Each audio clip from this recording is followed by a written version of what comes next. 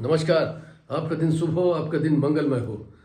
आइए बात करता हूँ आपकी उन मूल चीज़ों की, जिन चीज़ों को कहीं ना कहीं आप छोड़ते जा रहे हैं या मिस करते जा रहे हैं, और आप कहीं और किसी और दिशा में भाग रहे हैं, जो कारण है हमारे परेशान रहने का, हमारे विचलित रहने का, हमारे असंतुष्ट रहने का।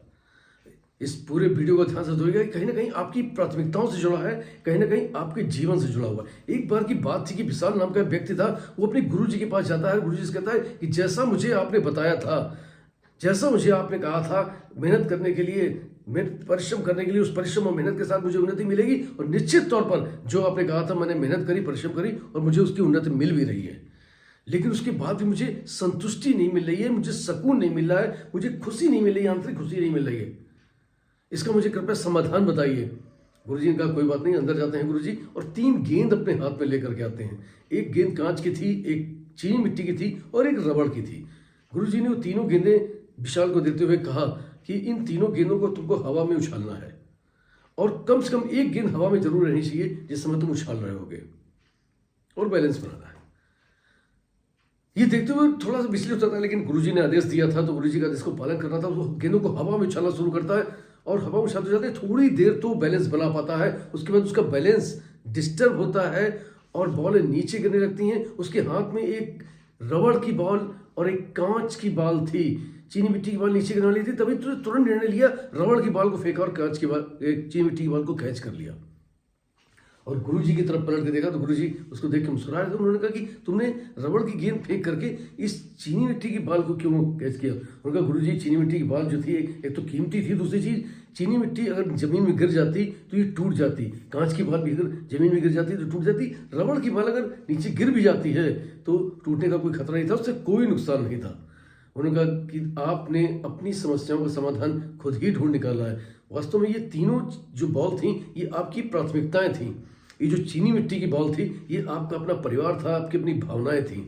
ये जो कांच की बॉल थी ये आपकी अपनी नौकरी, अपना व्यवसाय, अपना पैसा, संसाधन थे। और ये जो तीसरी रबड़ की बॉल थी ये आपके अपने शौक थे। महंगी गाड़ियां, महंगे मोबाइल, महंगी घड़ी या बहुत सारे ऐसे महंगे शौक कि जिनके बिना भी आप जीवन जी सकते हैं। लेकिन आज की हमारी इस दौड़ में हम इन चीज़ों के पीछे इतना भाग रहे हैं जिनके बिना हम जीवन जी सकते हैं, संतुष्ट रह सकते हैं। उनके पीछे भागने की वजह से हम उन मूल चीज़ों को, जो हमारी प्राथमिकताएं हैं, उनको कहीं पीछे छोड़ते जा रहे हैं। दोस्तों, पैसे, संसाधनों के पीछे इतना ना भागें कि खुशियां ही पीछे रह जाए। दोस्तों, खुशियां हमारे परिवार के साथ हैं, हमारे अपनों के साथ हैं। जब आप अपनों के साथ बैठते हैं, अपनों के साथ चर्चाएं करते हैं, अपनों के साथ बात करते हैं, अपने पूरे परिवार के साथ बैठ के भोजन करते हैं, तो एक संतुष्टि, एक शांति आपको जो मिलती है ना, आपके बुजुर्गों को शांति मिलती है, आपको भी एक संतुष्टि मिलती है, एक खुशी मिलती है। लेकिन आज की इस पैसे की भाग दौड़ में कहीं ना कहीं हम उसको पीछे छोड़ते जा रहे हैं और उन आधुनिक चीज़ों को पकड़ते जा रहे हैं जिनके बिना भी हम अपना जीवन सुकून से चला सकते थे। तो दोस्तों, जीवन की संतुष्टि और जीवन का सुकून सिर्फ आपके अपने अपनों के बीच में है।